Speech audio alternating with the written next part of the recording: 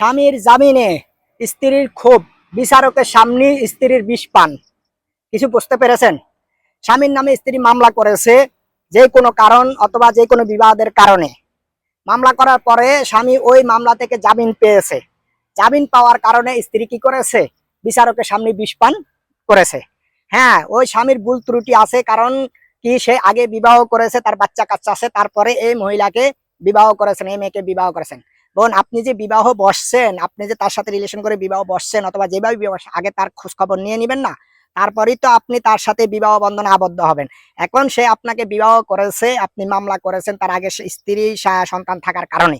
এই কারণে হ্যাঁ, সরকার আদালত কি করেছে, তাকে যেই কোনো নির্দোষ প্রমাণিত হওয়ার কারণে তাকে কি করেছে, জামিন দিয়েছে। আর আপনি সেই ক্ষোভে বিষ পান করেছেন। বিষ পান করে একবার আত্মহত্যা করে চিরতরে জাহান্নামে চলে যেতেন, এটাই ভালো ছিল। কিন্তু আদালত তাড়াতাড়ি কি করেছে, আপনাকে হাসপাতাল পাঠিয়ে বিষকে শরীর থেকে বের করে দিয়েছে, আপনি বেঁচে গেছেন।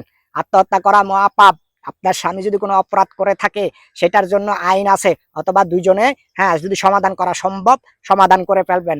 কারণ স্বামী স্ত্রীর ভিতরে মল মালিন্য হতেই পারে।